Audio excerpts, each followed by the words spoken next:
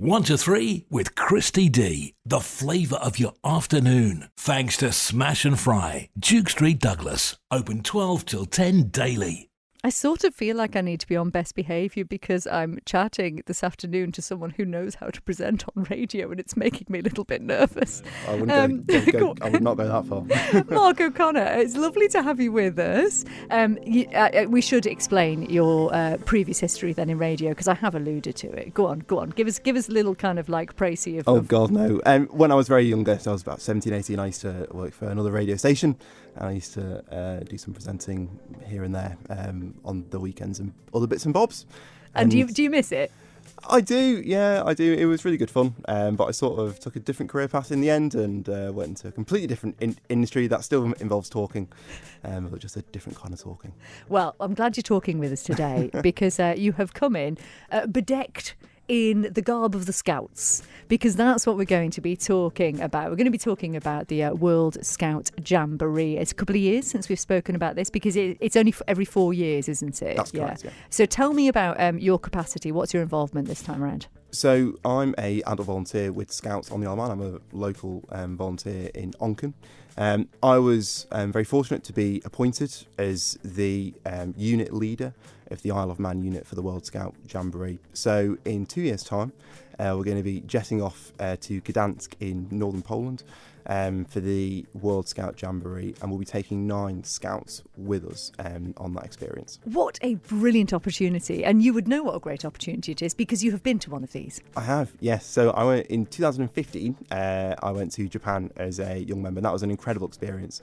And it's hard to put into words what a jamboree is effectively. It's like a big massive camp, but you've got about 45,000 scouts from so many countries from all over the world all converging in one place, and it's an incredible opportunity for young people really to understand different cultures, and also each jamboree has its own theme, and the theme of this forthcoming jamboree is to be brave and bravely. And it's really about empowering young people to act bravely for the future of the world and things about issues that matter to them, so like the climate and global warming and things like that.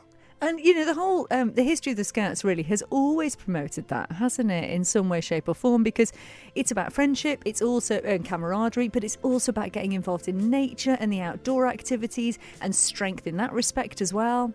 It is, and we're so lucky to live on a beautiful island like here, where we have nature on our front door. Like I was co-steering last night up in Mackle. So, as you do. As you do. So it's really good, and certainly I put down a lot of what Scouts is to how I am now, really, because Scouts teaches you so many different skills. It's not just about lighting fires and stuff like that, but it's also about loads of like life skills, not just for young people but also for leaders and volunteers themselves. A lot of the ability I think I have to talk now, to communicate, and like teamwork skills, I do put a lot of that down to Scouts. So yeah, it's an incredible organisation to be part of. How has it changed over the years you've been involved? It has. So it's gone through a couple of changes, many changes since it was founded over 100 and something years ago. Certainly since I've been involved, it's always progressing in terms of the kind of like badges and things that we do. So it recently went through a bit of a change where we now refer to leaders as volunteers as such, and we all volunteer our time with Scouts. But it always continues and moves with the times, particularly in terms of our digital age, and there's all sorts of badges about computer programming and all sorts of technology. So it really, Scouts keeps pace with change in a really positive way. And actually saying that, for this forthcoming Jamboree, it's a little bit different this year for the Manx contingent, isn't it? Because you're combining forces. It is. So usually what happens with the Jamboree, so when I went in 2015 to Japan, we normally sort of like bolt on to an area in the UK. So for us it was Merseyside. In previous years it's been Cheshire and other sort of counties of that size. What they're doing this time around, which is quite unique and quite interesting, is the unit. So it's going to have 36 young people and 4 leaders. So we're going to have a unit from the Isle of Man, Guernsey, Jersey and the British Overseas Territories. We think it's going to be Cayman and Bermuda, but that's not confirmed yet. But yeah. No, that sounds very exciting in itself. So when they get there, what will actually happen? What will they do? So it's to answer that question, there's actually a bit before it as well. So the whole 2-year process, also is involved, because they've got obviously fundraising. I'm sure we'll touch on that in a second. But it's working out those teamwork skills in the lead up, obviously working with all the other young people from all the different islands, which is going to be an incredible opportunity, and get to them before they go. Once they get there, there's usually the Jamboree itself, which is the main event that we've been speaking about. And then on the other side of that, there's usually a sort of city experience, so somewhere in Poland as well. And there's usually also like a home hospitality. So for me, I stayed with a Japanese family when I went to Japan for about 4 days, which was an incredible experience. And as I say, for me, it's almost a part of giving back in a way. And I think it's really important. But it's an incredible international experience for young people. And as you say, the cost of attending it is going to be fully covered, isn't it, because of fundraising? Tell us a bit about that. It is. So it's a big challenge. So over the next 2 years. So the total cost of the Jamboree is £35,000. So it's a big fundraising target. It's a lot of work. So we're currently in the process of selecting our young people, so applications are still open.